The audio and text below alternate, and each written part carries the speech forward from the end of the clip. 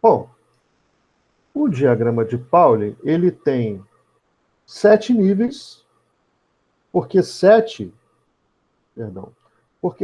são os níveis também, os períodos da tabela periódica e os níveis de energia presentes na eletrosfera. Então, cada nível desse aqui representa uma camada da eletrosfera do átomo. Ok? Primeiro nível de energia, eu tenho um subnível só, o subnível 1s. Perfeito? E esse subnível 1s pode assimilar no máximo 2 elétrons. Partindo na sequência energética, eu vou encontrar o subnível 2s, que também assimila no máximo 2 elétrons. É S também. Energeticamente, continuando o percurso, eu vou para o 2p. E aí, a assimilação máxima de elétrons passa a ser de 6.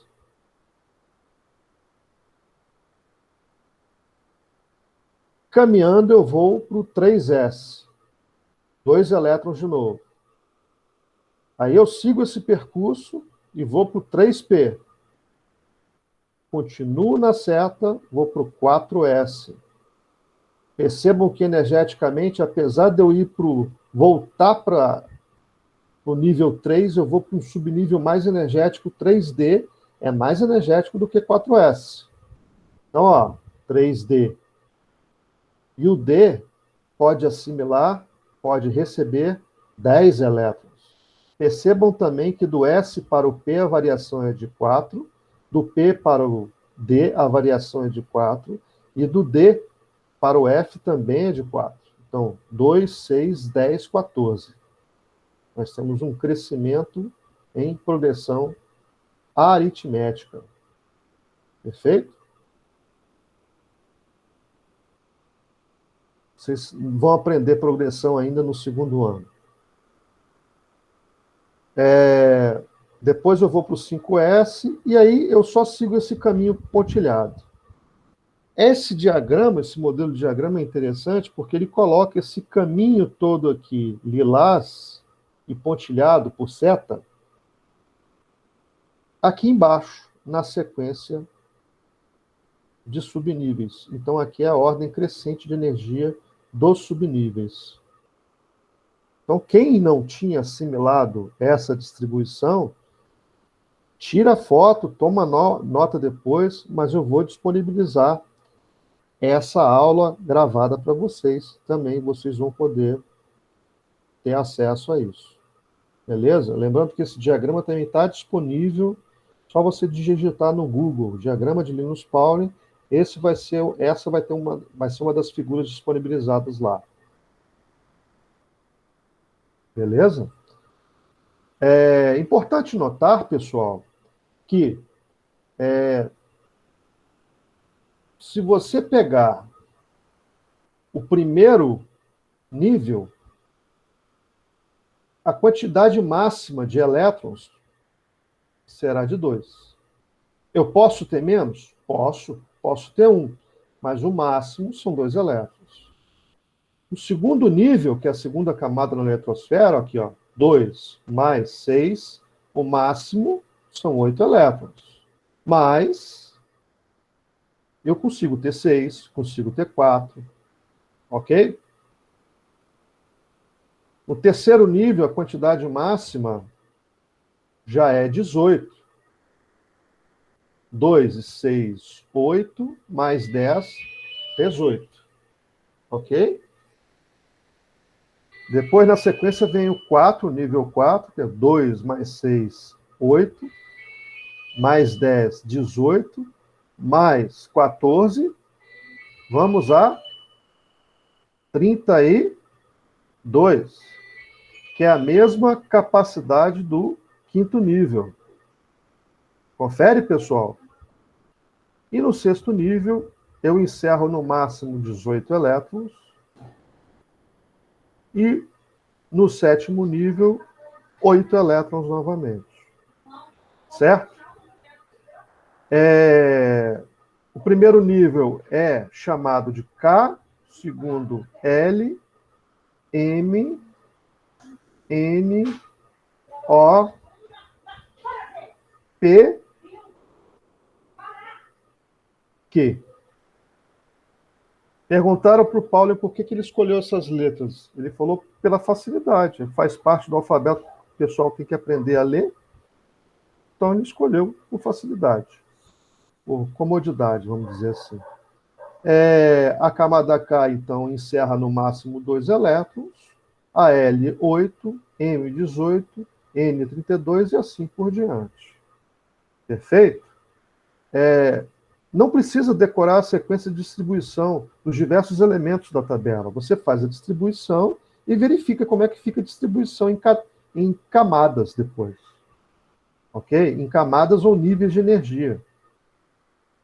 Estava tendo uma palestra agora do doutorado, o cara falou do efeito fotoelétrico, da migração de um elétron de um nível de energia para o outro. Acabou de citar a eletrosfera. Então, é uma tecnologia que está, volta e meia, é citada nos meios acadêmicos. Bom, o número que indica o nível em que o elétron mais energético da distribuição de um elemento se encontra é chamado de número quântico principal. O número que indica o subnível que o elétron se encontra, número quântico secundário, que varia de 1 até 5. Perdão. Vou colocar aqui, 0, 1, 2, 3. De 0 até 3, viajei. Então, esse número quântico aqui, esse aqui, que varia de 1 até 7, é o principal. Número quântico principal. Esse aqui é o número quântico secundário.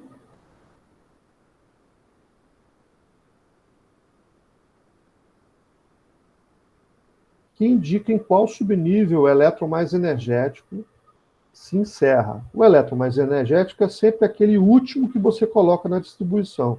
Vamos supor que o átomo terminou em 4p5. Qual é o elétron mais energético? O 4p5. Vamos supor que terminou em 5s1. Qual é o elétron mais energético? O 5s1. Enfim, aquele que tem maior energia de acordo com o diagrama de Pauling, de Linus Pauling. Certo? Dentro dos subníveis, nós temos uma capacidade de assimilação de elétrons que depende da presença de orbitais. Então, quando eu tenho um orbital só, que a gente representa geometricamente por um quadrado, alguns livros colocam esferas, círculos, mas eu vejo mais quadrado. Então, esses elétrons, eles são dispostos dentro desses quadrados chamados de orbitais.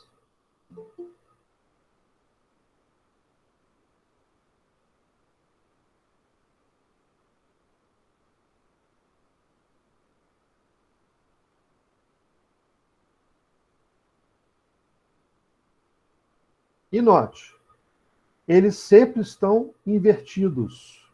Uma setinha para cima, meia seta para cima, meia seta para baixo.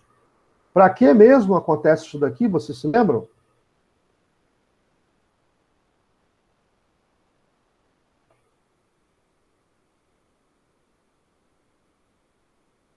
Eu aplico qual princípio quando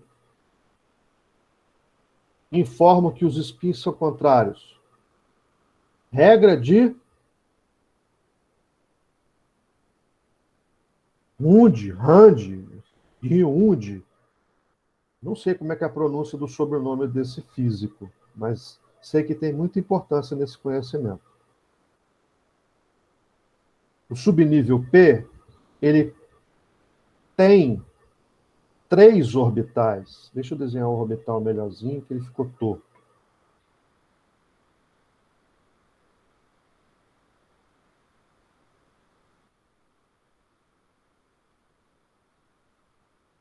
Esses 3 orbitais eu represento por 3 quadradinhos. Então, para distribuir, por exemplo, eu vou distribuir 4 elétrons. Eu começo distribuindo aplicando o princípio de exclusão. Princípio de exclusão de Pauli, outro físico, outro cientista, perdão, porque o Pauling é químico, o Pauli é físico. Bom, ou melhor, era, né? Se eu distribuo 4 elétrons nesse subnível, como é que fica, professor? Bom, eu tenho que lembrar que tem a regra de Hund, que diz que eu tenho que ter, se eu tiver 2 ou mais se tiver dois elétrons dentro do mesmo orbital, eles têm que ter spins contrários. Mas o princípio de exclusão de Pauli diz o seguinte: você tem que preencher os orbitais providenciando a menor repulsão possível. Então, primeiro, você preenche os espaços vazios. Eu tenho 4 elétrons para distribuir no exemplo que eu estou citando para vocês. Então, eu preencho os 3 primeiros espaços e o quarto vai entrar no primeiro orbital que já tem um elétron. Repare que eu inverto o elétron. Isso quer dizer o quê? Que ninguém falou para mim, eu perguntei e todo mundo ficou caladão. É nessa hora que o professor vê se está estudando a matéria. Pessoal, não pode ter timidez aqui, é a hora que eu quero saber se você está estudando. Imagina o elétron como uma esfera. Imagine não, ele tem esse comportamento também, tá? Lembre-se que ele pode girar nesse sentido, ou pode girar, imagina que as esferas são iguais, tá? Pode girar no sentido contrário. Se você padronizar que esse vai ser o sentido meio, esse vai ser o sentido menos meio. O que importa, ou você padroniza que esse é menos meio e esse é mais meio. O que importa é que os dois tenham sentidos contrários. Qual é o sentido disso, professor? É o seguinte: no orbital, aumentando o tamanhão do orbital aqui para você, suponha que tenha 2 elétrons. Esses 2 elétrons têm sinais negativos. Então, naturalmente, vocês hão de imaginar que eles vão ter uma repulsão. É necessário algum dispositivo para reduzir ao mínimo tolerável essa repulsão. Que dispositivo é esse? O dispositivo de movimento em torno do seu próprio eixo. Ou seja, o elétron gira em torno do seu próprio eixo para reduzir essa repulsão, causando uma atração eletrostática entre os elétrons, porque os campos eletromagnéticos gerados, um terá o sentido regra da mão direita. Agora eu vou ter que aparecer para vocês. Não se assustem. Regra da mão direita. Vamos supor que o elétron gire nesse sentido. O campo eletromagnético vai ser o meu dedo polegar. Ou seja, é para cima. Se ele girar no sentido horário, o campo eletromagnético vai ter o sentido do meu dedo polegar, que agora é para baixo. Então, se os elétrons giram em sentidos opostos no movimento rotacional, eles têm a capacidade de gerar um campo eletromagnético oposto que reduz essa repulsão. Entendido, pessoal? Por isso, existe o princípio de exclusão de Pauli e a regra de Hund, que são complementares. Há alguma pergunta? Fiquem à vontade para perguntar. Professor, e se fosse o D? No D são 5 orbitais. Então, são 5 quadradinhos. Se eu tivesse D3, 3 elétrons só, professor, eu vou ocupar só os 3 primeiros espaços. Os últimos vão ficar vazios? Bom, eu só tenho 3 elétrons, certo? Para que vai servir isso aqui, professor? Bom, aí reside outra coisa que eu vou falar para você. Com o tempo, você vai aprender que na hora que o átomo faz ligação química, ele pode doar elétrons,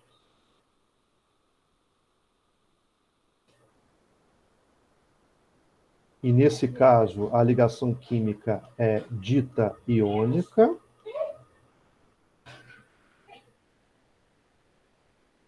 ou pode compartilhar elétrons.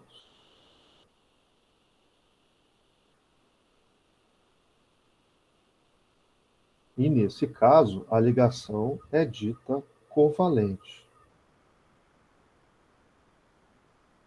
A ligação dita covalente, ela tem 2 modalidades. Uma em que cada um dos átomos, exemplo, X e Y, 2 átomos quaisquer, cada um deles entra com um elétron na ligação e os dois acabam tendo 2 porque eles compartilham esses elétrons, formando uma ligação covalente. Essa ligação covalente é chamada de simples. Vou abreviar aqui, depois esse vai ser já um assunto que vai ser abordado pela professora nova de vocês. Se eu tenho uma ligação covalente dativa, eu tenho uma situação em que esse átomo já não pode mais fazer nenhuma covalente simples, e esse átomo ele está ligado à molécula, a molécula simplesmente existe. Então você precisa usar um modelo que baseie-se na premissa de que a ligação, para existir entre esses 2 átomos, necessita que um dos dois empreste um par de elétron para o outro. E ela é representada dessa forma. Tem gente que coloca setinha aqui. Está errado. Não tem que colocar setinha nenhuma. É só circular um par de elétrons. O que importa é você parear o outro átomo que vai pegar emprestado esse par eletrônico ao lado desse par de elétrons, se organizar a sua ligação. Essa ligação, que só ocorre em pares de elétrons, ela é chamada de covalente ativa.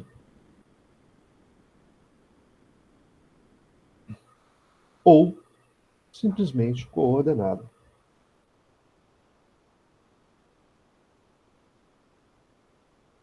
Perfeito? Então, eu estou adiantando que a ligação iônica, o que vai acontecer? Por exemplo, quando a gente fala, faz uma ligação aí entre o sódio e o cloro. O sódio vai, o cloro está aqui com seus 7 elétrons na camada de valência, sua representação de Lewis. O sódio vai e doa um elétron. Esse fica positivo, esse fica negativo, e isso gera uma atração eletrostática entre os 2 átomos que torna essa ligação a mais forte que existe. Ok, se você vai fazer a nova distribuição do cátion sódio, você vai notar que vai ficar assim, um S2, 2S2, 2P6. Porque o 3S1, ele acabou de doar. Para onde que foi esse elétron? Foi para o orbital semipreenchido do cloro, que vai passar a ter qual distribuição? 1S2, 2S2, 2P6, 3S2, 3p6.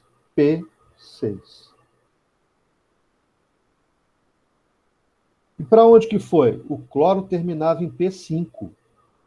Esse elétron aqui foi para preencher um dos orbitais do 3p5 que estava com 5 elétrons a priori. Eu vou representar esse elétron que ele recebeu de azul. Então, esse elétron que ele recebeu... ele vai inverter o spin, professor? Tem que inverter, senão ele não consegue encaixar aqui, não. Vai haver repulsão muito significante e a ligação não acontece. Então, ele inverte o spin se for necessário. E ele forma a ligação química. É assim que se forma a iônica. E a covalente, professor? A covalente, o princípio da covalente é um pouco diferente. Vamos supor que você tem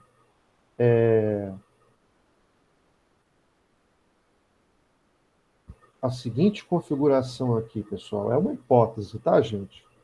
Eu estou trabalhando uma hipótese com vocês. E aí eu tenho outro orbital aqui. Aqui eu tenho um elemento X, aqui eu tenho um elemento W, tá? Vamos supor que o W é assim. W é um S que vai fazer a ligação. O que que acontece? Esse cara sobrepõe esse cara aqui. Então, no final das contas, na hora da ligação covalente, para não confundir vocês, eu vou fazer uma coloração que facilite a didática. Eu represento os dois que estavam preenchidos da mesma cor, os dois elétrons. Eu estou apenas repetindo o que já está desenhado lá em cima, tá, pessoal? E aqui eu vou representar esse com um preto sobrepondo ele. E aí eu represento assim, ó.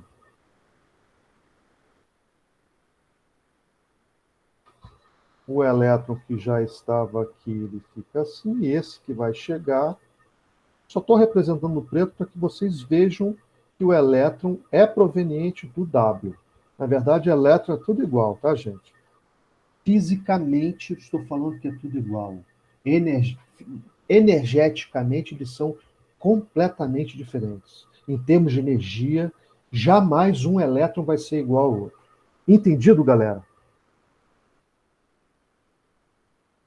Assim se forma uma ligação covalente simples. Ah, professor, e como é que é covalente dativa? Ok, vamos lá ver a covalente dativa. Vamos supor que tem uma situação de X e T. X não é... X não, vamos colocar Y, para vocês não confundirem com o de cima. Y e T, tá? Y tem essa configuração aqui. Ele já está preenchido. Já fez as ligações todas.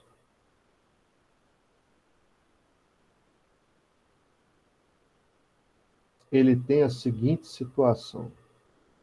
Tem 3 pares de elétrons sobrando. E aí, o T, ele tem um subnível D lá. Exemplo, tá? Pode ser outro subnível, não precisa ser exatamente o D. Mas eu vou representar um D aqui. 1, 2, 3, 4, 5. Aí ele tem elétrons aqui, tem ligações já feitas aqui, eu vou representar elétrons aqui, mas ele precisa de mais um par aqui. Aí o que que acontece? Esse orbital aqui se desloca para cá. Aí o orbital inteiro aqui tem que estar vazio. Então, os orbitais vazios servem para quê, professor? Para receber pares de elétrons. Você vai ver futuramente que essa é uma forma de identificar substâncias químicas. Quem tem tendência de receber par eletrônico são ácidos, são substâncias de caráter ácido. Quem tem tendência de doar pares de elétrons são substâncias de caráter básico. Mas é muito prematuro para eu chegar para vocês e começar a explicar isso agora. Por enquanto, entendam que é assim que se faz covalente dativa, é assim que se processa a covalente simples, e é assim que se processa a ligação iônica, que é a primeira na sequência. Pessoal, perguntas? Eu tenho uma, eu não sei se é uma dúvida boba, mas Nenhuma dúvida é boba. Fica à vontade. é, quando, quando que vai ocorrer esse compartilhamento ou doação dos elétrons? Certo. A doação normalmente acontece quando você coloca em contato metais com ametais em contato. Porque metais apresentam uma elevada eletropositividade, que é uma propriedade periódica que você também vai aprender com a professora que vai chegar aí, certo? É uma propriedade periódica que diz que um átomo, quando tem alta eletropositividade, ele tem facilidade de se livrar dos seus elétrons. E por que essa facilidade ou dificuldade, professor? Sempre a questão de doar elétrons ou receber elétrons é sempre buscando uma estabilidade maior, pensando numa configuração de gás nobre ou num subnível, num orbital preenchido. Orbitais preenchidos geram maior estabilidade também. Não é só a regra do octeto, não. Não sei se eu te respondi. Em geral, ligações iônicas acontecem entre metais e ametais.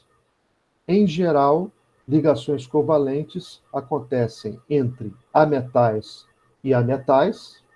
Deixa eu escrever isso para você anotar. Ligações iônicas. Quais são os pré-requisitos para acontecer uma ligação iônica? Eu tenho que ter metal mais ametal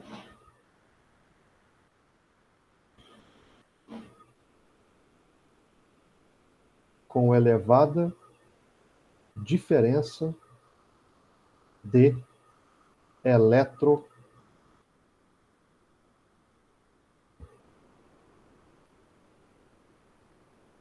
Aqui eu cito eletroafinidade, que é outra propriedade periódica. A professora vai trabalhar isso com vocês também. Já orientei a ela qual o mapeamento do ensino de vocês no meu planejamento, para que ela adapte o dela nesse sentido. Ela falou que trabalha muito parecido comigo, ou trabalhava lá no campus de onde ela vem, para cá, o de Santa Teresa, ok? Essa é uma situação. Mas se você tiver metais mais hidrogênio e a mesma premissa, se tiver uma elevada diferença de eletroafinidade,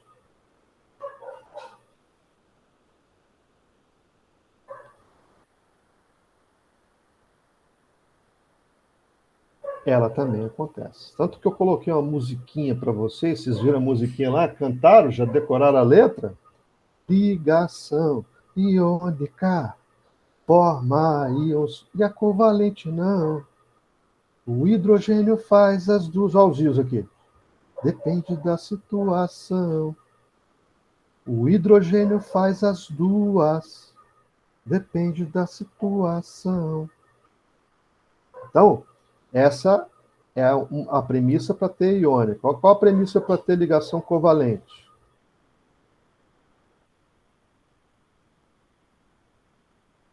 Você tem que ter a metal perdão.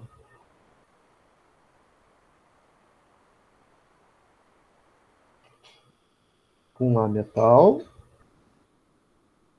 Isso sinaliza para um fato bem interessante, uma baixa diferença de eletroafinidade.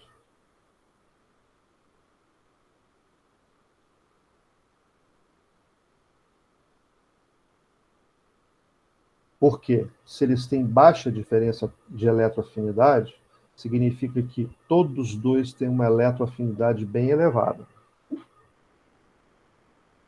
No caso dos ametais. Certo? E assim, ninguém vai poder doar o elétron, porque energeticamente não há favorecimento para isso. Aí o que eles vão fazer? Vão compartilhar. Ela pode acontecer também entre ametais e o hidrogênio. E note que nessa situação também há uma baixa diferença de eletroafinidade. Lembre-se que eu já falei com vocês que o hidrogênio, aqui eu escrevi um R, ficou trepado no óleo. Deixa eu escrever direito.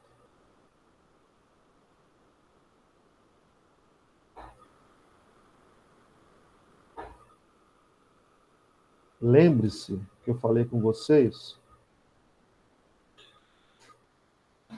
que o hidrogênio só está no grupo 1. Ele só está aqui, galera, porque ele conclui sua distribuição em 1s1. Então, todos dessa família concluem S1.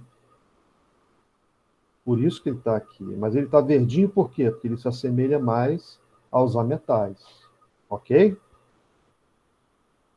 E existe a situação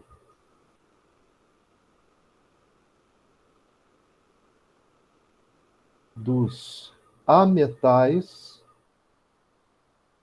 mais semimetais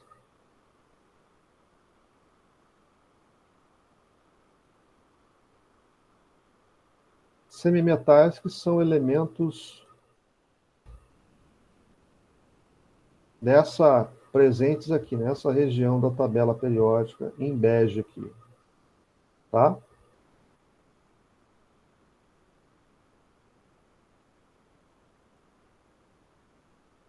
E existe também hidrogênio mais semimetais.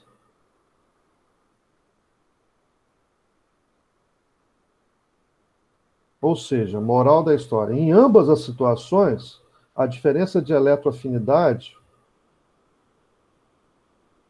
é pequena. Se essa diferença de eletroafinidade for elevada, o caráter iônico da ligação tende a aumentar e a ligação tende a ser iônica. Certo? Maior do que quanto, professor? Maior do que 1,7, 1,6. Professor, existem esses valores tabelados? Sim, existe uma tabela de eletroafinidade que eu posso mostrar, inclusive, ao final da aula para vocês e puxar para vocês para mostrar os valores tabelados. Ok? Respondi sua pergunta, senhorita? Sim, respondeu. Obrigada. Ou seja, é mais fácil você identificar uma ligação iônica do que você identificar uma ligação covalente.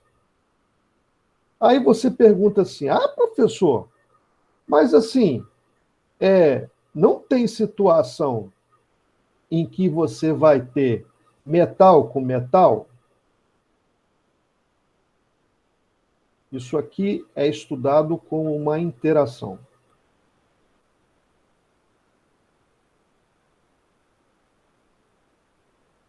Ligações químicas são interações intramoleculares. Essa é uma interação intermolecular.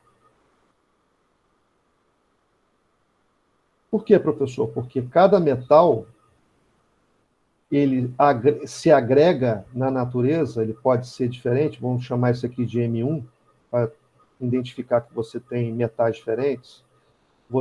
Ele se agrega numa unidade suficiente de um átomo, é suficiente para identificar esse metal. Então, ele consegue se ligar a outro por uma interação. Como assim, professor? Nessa situação, a nuvem eletrônica deles fica... Então, isso é que caracteriza o quê? Uma liga metálica. Ela é fraca, professor? Uma liga metálica? Não, não é fraca. Mas não é considerada uma ligação química. Porque ligações químicas são interações intramoleculares. A ligação metálica é considerada uma ligação intermolecular. E ela acontece entre metais e metais, metais entre eles, e, em alguns casos, metais podem se associar a metais. O exemplo mais marcante aqui, tem exceção, né, galera, para variar. Física e química é danado. A liga ferro-carbono, o aço-carbono, é a principal aplicação. O que o carbono atribui ao ferro, ele sendo incorporado à estrutura metálica do ferro? Ele atribui tenacidade e atribui flexibilidade, ou seja, flexibilidade, resistência à quebra, certo? E tenacidade. Você consegue dobrá-lo sem oscilá-lo, vamos dizer assim, vibrar, promover vibrações, sem que a liga sofra rompimento.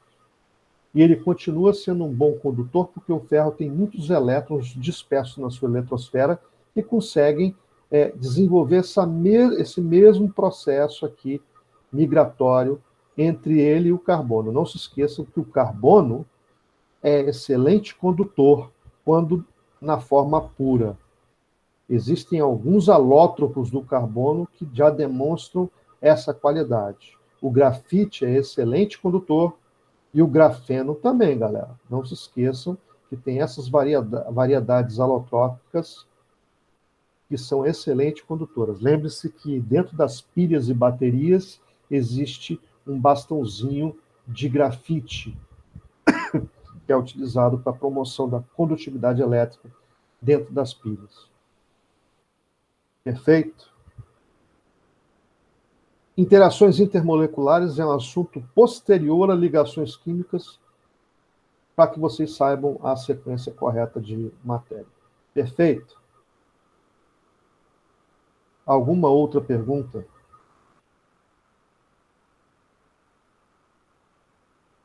Pessoal, o link da tabela com a distribuição eletrônica está consolidado para vocês?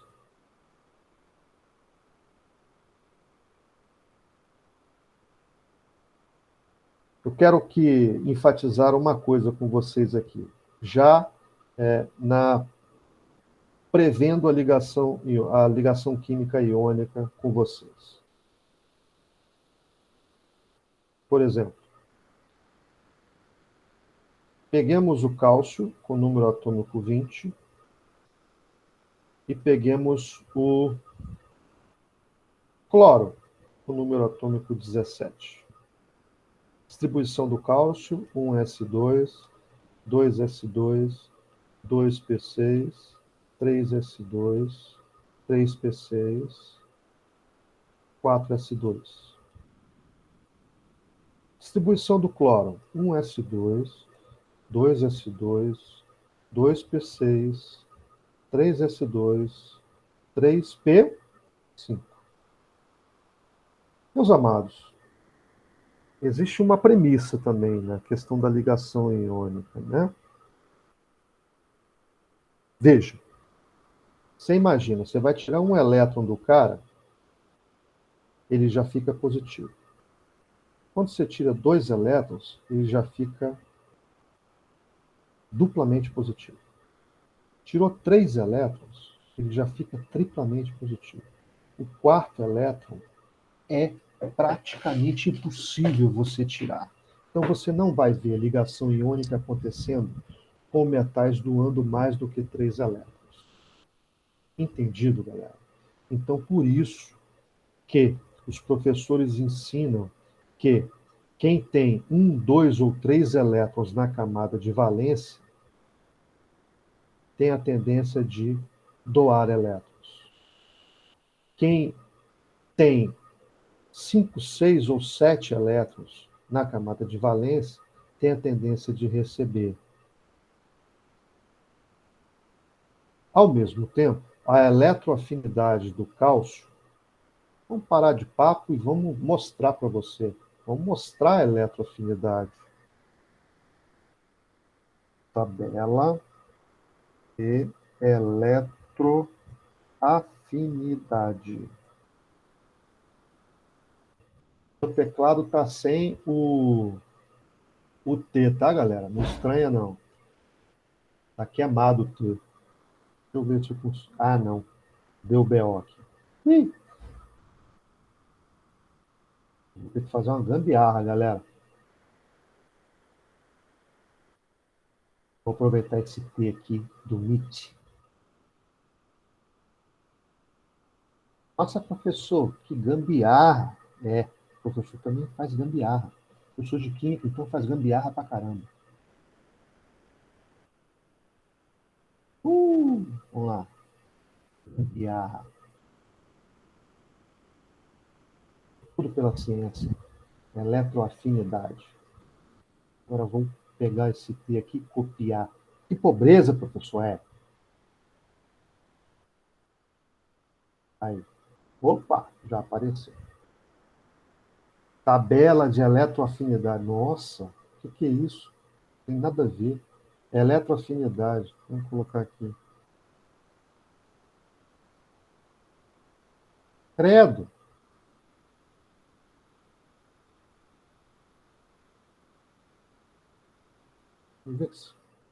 Nossa, que porcaria. Se não funcionar aqui.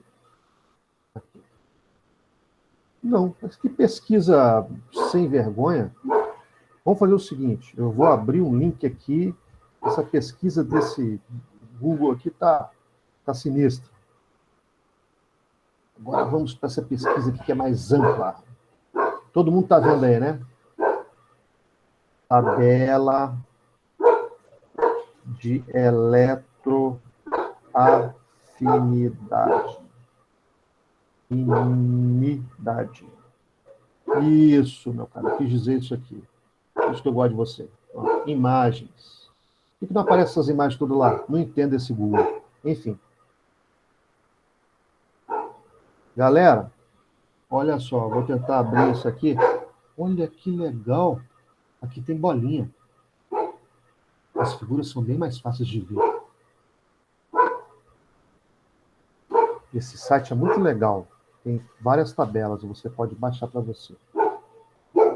Variação do raio, volume atômico, densidade absoluta, ponto de fusão, eletroafinidade. Aqui, galerinha, show de bola. Tira essa propaganda infernal daqui. Vai. Aqui. Deixa eu ver se eu consigo ampliar essa tabela, porque deve estar uma tabela pequenininha, né? Mas aqui ela amplia. Aqui. Olha, nossa, gente. Pô.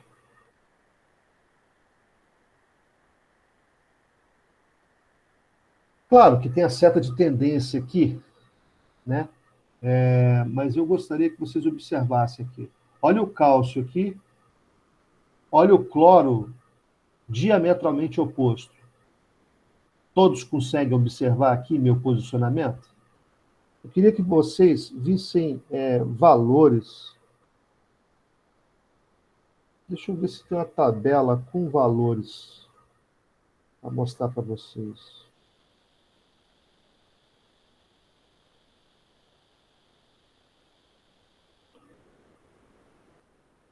Aqui, tá massa.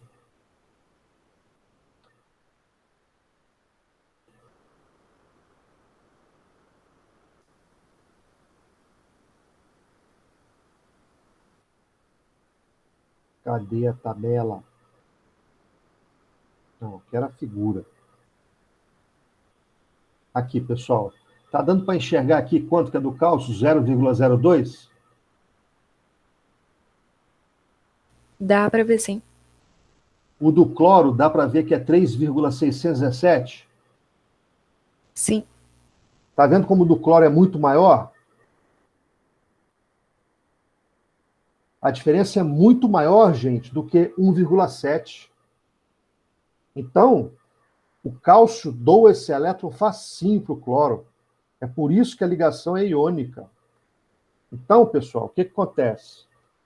Quando esse tipo de contato químico acontece numa reação química. E como acontece isso, professor? A reação química acontece assim, galerinha. Ó. Cálcio metálico, por exemplo, eu posso colocar em contato com gás cloro. Aí eu vou produzir o CaCl2. Mas da onde sai isso aqui? Da cartola, professor? Não, não é cartola não, galera. Olha só, vou mostrar para vocês agora. Cálcio. Não tem a distribuição do cálcio? Quantos elétrons de valência ele tem na camada de valência? Elétrons de valência, camada de valência é ótimo. Quantos elétrons de valência ele tem? 2. 2. Quantos elétrons de valência o cloro tem? 2 mais 5. Lembra que a camada última é 3. Professor, não sabia que tem que considerar todos os números 3, por exemplo, da distribuição. Sim. Todo mundo que é número 4 aqui representa a última camada aqui. Todo mundo que é número 3 aqui representa a última camada aqui. Entendido? Então aqui a camada de valência tem 7, aqui a camada de valência tem 2. Olha só. Para ter a configuração de um gás nobre, não tem que ter 8 elétrons na camada de valência? Esse cara, para chegar à configuração de gás nobre, energeticamente é mais fácil para ele ganhar 1 ou doar 7? Porque se ele doar 7, ele também fica com 8. Ó. Mas o que vocês acham? É mais fácil doar 1, eu acho. Receber 1, né? Mais fácil receber 1. Então ele recebe 1. Aqui é mais fácil ele doar 2 para chegar à configuração de gás nobre, ou é mais fácil receber 6 elétrons?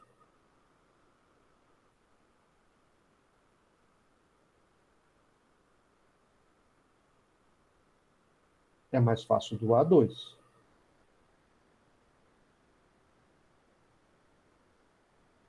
Então, como é que a gente representa? Tem professor, no meu ensino médio, o professor ensinava assim, representa os elétrons diferentes, representa esse daqui por triângulozinho, e representa esse daqui por quadrado. Elétron é tudo igual. Por que você vai representar diferente? Elétron, do ponto de vista físico, aqui, da forma dele, é tudo igual. Então, representa tudo por bolinha. O máximo que você pode fazer, que será permitido, é representar por cores diferentes. Mas saiba que esses elétrons, do ponto de vista de formato, é igual. É uma partícula. Agora, energeticamente, são todos diferentes.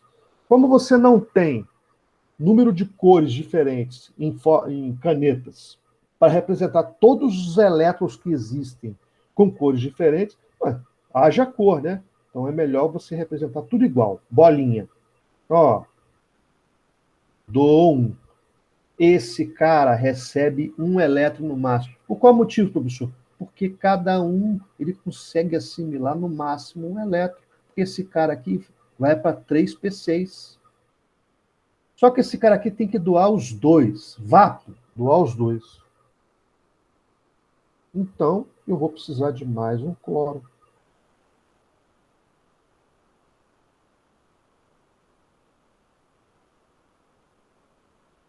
Aí eu chego aqui, ó, pá, e doa. Precisa desenhar aqui, não? Não, você já está falando que doou. Por que você vai desenhar daqui de novo? Não desenha não. Agora, qual a carga que vai ser gerada aqui? Ele ficou com 2 cargas negativas a menos. Ele continua tendo 20 prótons. Só que agora ele tem 18 elétrons. Ele tem um saldo de 2+.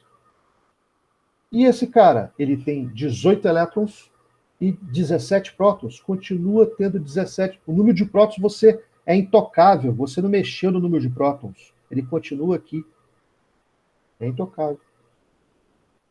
Só que ele passou a ter 18 elétrons. Então, ele tem uma carga de -1. Eu preciso escrever 1, quando é 1, você não precisa escrever, não.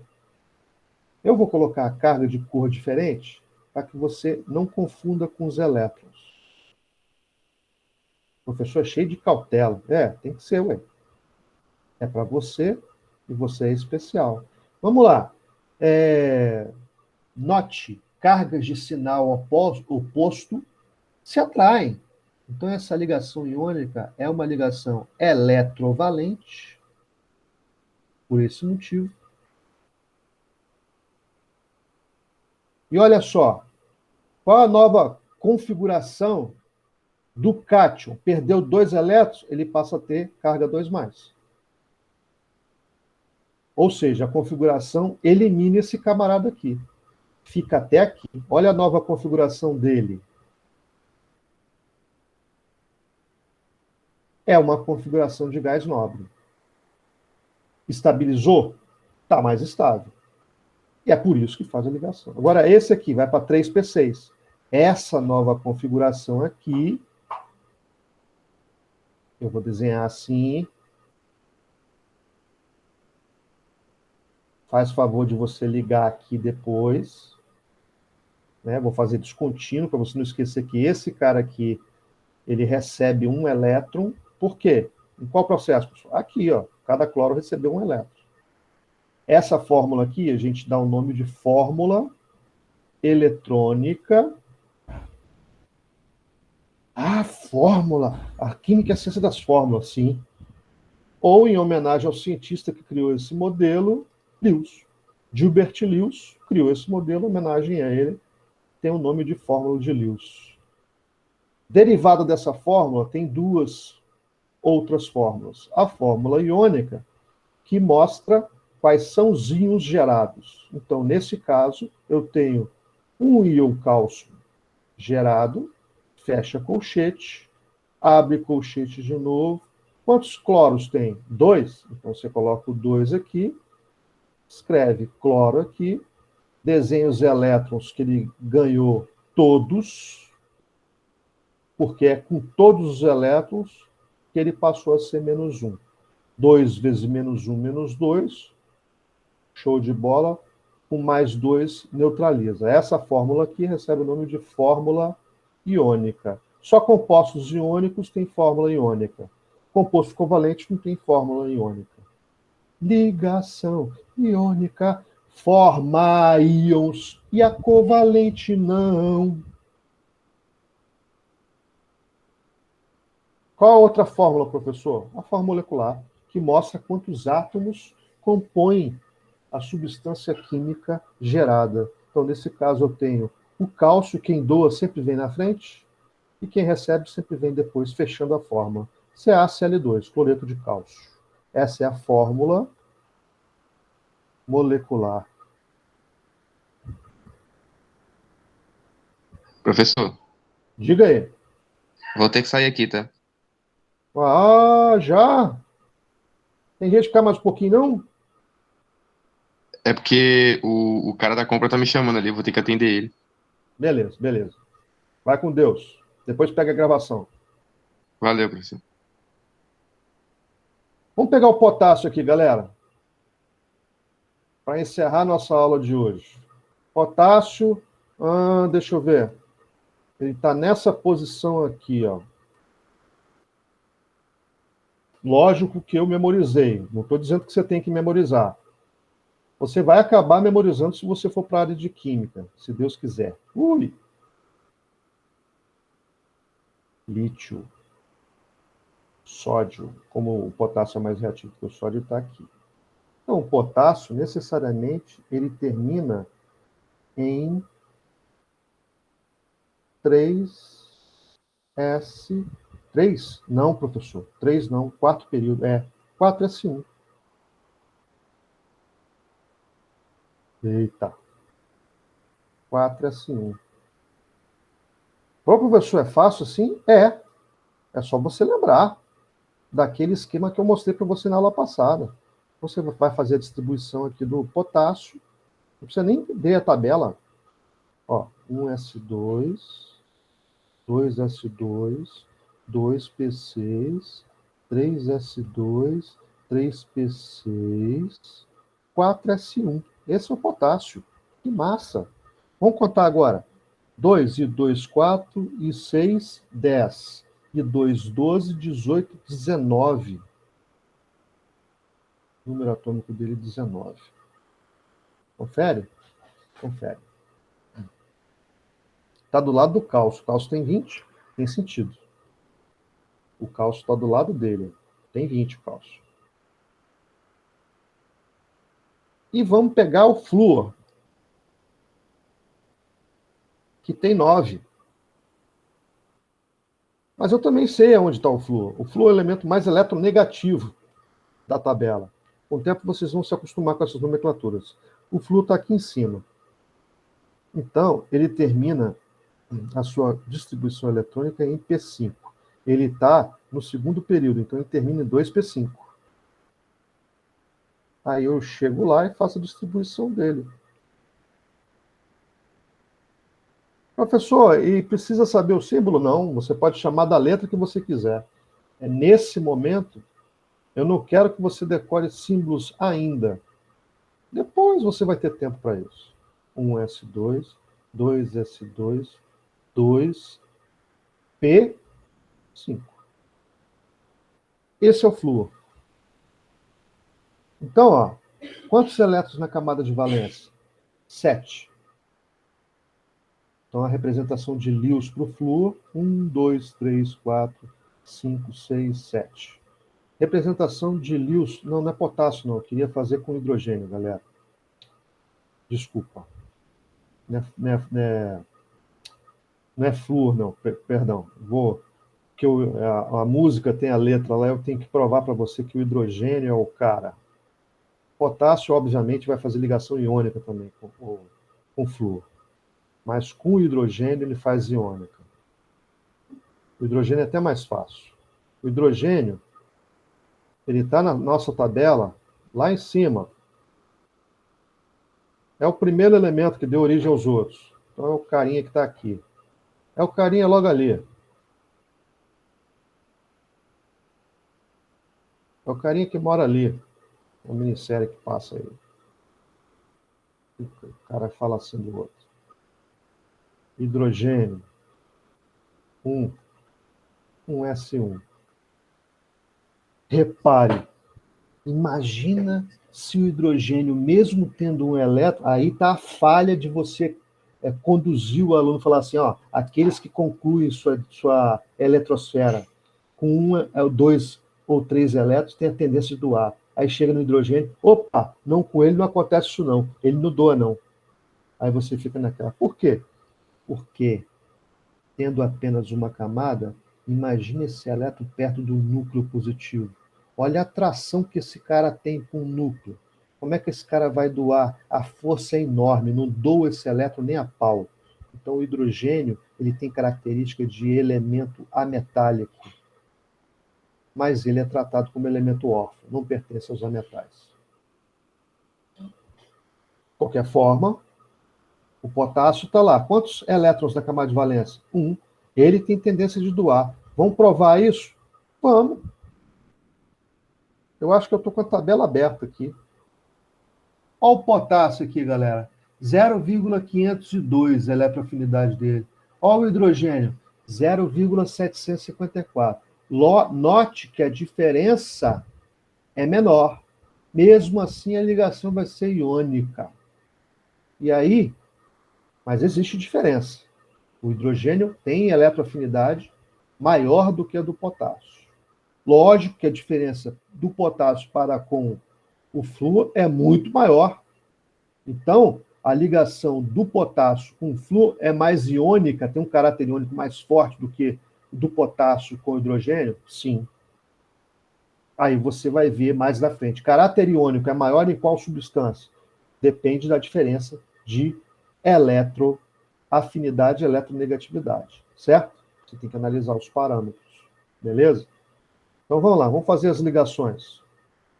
Potássio, eu vou representar assim. representação de Lewis para ele. O hidrogênio eu represento assim também. Olha, professor, não tem que ter configuração eletrônica de gás nobre? Sim. Vai seguir a teoria do octeto? Não. Mas ele vai se assemelhar a um gás nobre, sim. Qual gás nobre que o hidrogênio pode se assemelhar?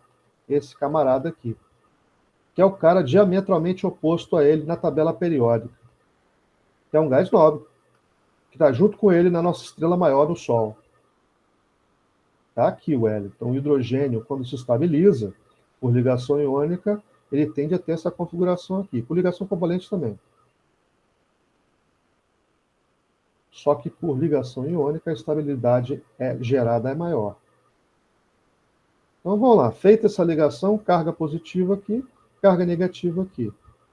Como é que fica a fórmula iônica? Abre colchete, K+, abre colchete, 2 pontinhos, só tem um hidrogênio mesmo, fecha colchete. Essa é a fórmula iônica. Fórmula iônica. Como é que fica a fórmula de Lewis ou fórmula eletrônica? É essa aqui. Olha as cargas geradas. Ligação iônica forma íons. E a covalente não. O hidrogênio pode fazer as duas. Depende da situação. Né? E a fórmula molecular fica como? Pessoal, desculpa, vai dar uma fonética estranha, né? KH. Mas é fórmula molecular. Tem nome esse composto, professor? Tem. Hidreto de potássio. Os hidretos metálicos são substâncias iônicas. Quase todos, né? Tem alguns hidretos que são covalentes. Depende da diferença de eletronegatividade. Quando que eu uso eletroafinidade? Quando que eu uso eletronegatividade? Quando a ligação está por se fazer, é eletroafinidade. Quando a ligação já está feita, eletronegatividade. Você vai estudar eletroafinidade e eletronegatividade com a professora mais na frente de propriedades periódicas. Por enquanto, você pode consultar as tabelas com os valores no Google. Você tem acesso. Tanto a de eletronegatividade como a de eletroafinidade. Lembre-se que para avaliar se vai doar ou receber, se você quiser conferir em termos de valores de eletroafinidade, pode consultar a tabela de eletroafinidade para fazer ligação iônica. Perguntas, pessoal?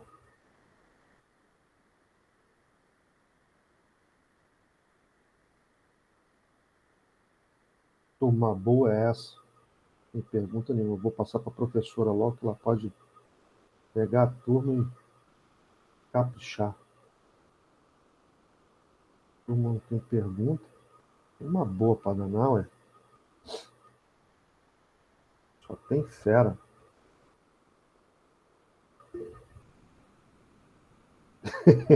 Alô, Bia. Amanda, Ana Flávia, Beatriz. Deixa eu ver quem mais.